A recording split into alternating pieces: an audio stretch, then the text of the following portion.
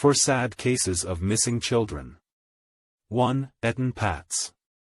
The case of Etan Patz is famous, not only for the events surrounding his disappearance, but also as he was the first missing child to have his photograph placed on the front of milk cartons across America in the hope of finding him. On the morning of May 25, 1979, Etan Patz was sent to make his way to school from his parents' loft apartment in the Soho district of Manhattan.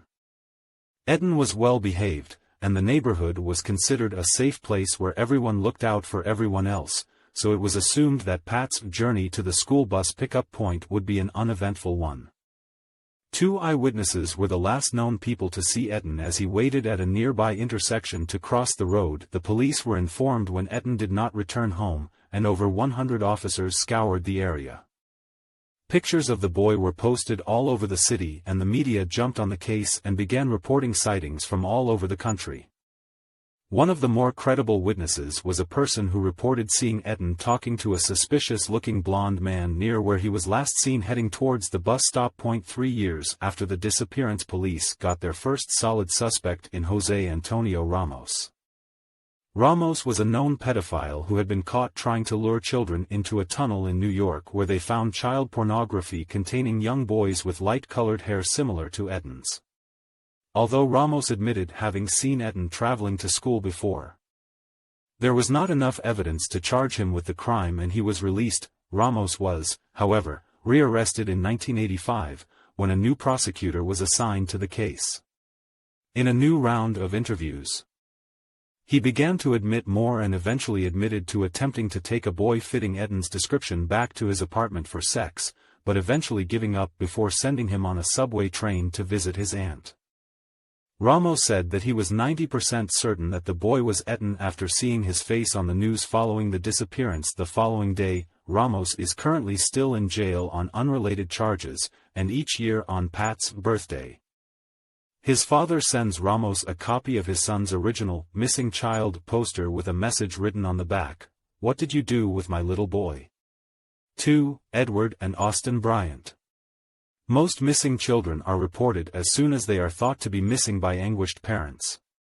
However, in 2011, authorities in Colorado were notified of the disappearance of Austin Bryant. Upon further investigation, they found that Austin had actually gone missing sometime between 2003 and 2005 when he would have been between 5 and 7 years old.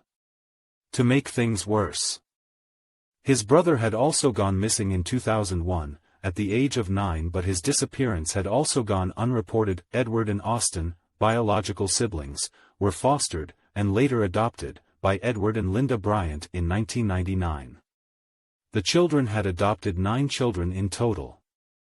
And as Edward and Austin were considered to have special needs, $1,700 a month was awarded to the Bryants for their care. It was one of the other adoptees of the Bryants who came forward with information on the missing children in 2011. Adding that they had been physically abused throughout their stay, the Bryants are currently awaiting trial for continuing to collect the money for the care of the children, but not in connection with their disappearance. Edward and Austin remain missing. 3. Stephen Stainer. Stephen Gregory Stainer, April 18, 1965 to September 16, 1989, was an American kidnap victim. Stainer was abducted from the Central California city in County of Merced, at the age of 7 and held until he was 14, when he escaped and rescued another victim, Timothy White, in 1980. Stainer died in 1989 in a motorcycle accident while driving home from work. On the afternoon of December 4, 1972, Stephen Stainer was approached on his way home from school by a man named Irvin Edward Murphy, an acquaintance of Kenneth Parnell. Murphy, described by those who knew him as a trusting, naive and simple-minded man, had been enlisted by convicted child rapist Parnell, who had passed himself off as an aspiring minister to Murphy, into helping him abduct a young boy so that Parnell could raise him in a religious-type deal, as Murphy later stated. For years Parnell abused Stephen and told him that he had legally adopted him. As Stephen entered puberty, Parnell began to look for a younger child to kidnap. On February 14, 1980, Parnell and a teenage friend of Stephen's, named Sean Poolman, kidnapped 5-year-old Timmy White in Ukiah, California. Motivated in part by the young boy's distress, Stephen decided to escape with him, intending to return the boy to his parents and then escape himself. The two boys were picked up by the police and Stephen told them the whole story. Stephen's life was the basis of the 1989 miniseries, I Know My First Name is Stephen. 4. Madeleine McCann. 3-year-old Madeleine McCann went missing from the Algarve holiday resort of Praia da Luz on May 3, 2007.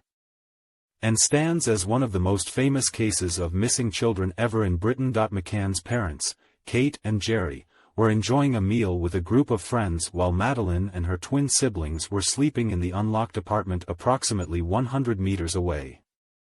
The McCanns reported that the group took turns at checking on the children, and each time nothing untoward was noted, although at the last at 21:30, only the twins were seen through the door. At 2200 hours, Kate and Jerry McCann returned to their apartment to find the twins safe in bed but Madeleine missing, and the window in her bedroom open.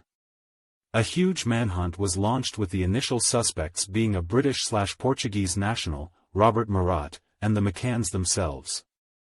All of which were given arguido, suspect, status by the police. The investigations of the initial suspects however led to nothing. The police initially worked under the assumption that McCann had either been kidnapped by a pedophile ring or an adoption ring, and attracted criticism, particularly from the McCanns, for the way they handled the case. The amount of people allowed into the apartment from which Madeleine went missing, for example, was so uncontrolled as to taint the possibility of finding forensic or DNA evidence leading to the identification of the abductor. Developments in the McCann case, no matter how small, still garner widespread media coverage. Thanks for watching. Please subscribe on my YouTube channel and follow me on Facebook on Monpi Stories for more.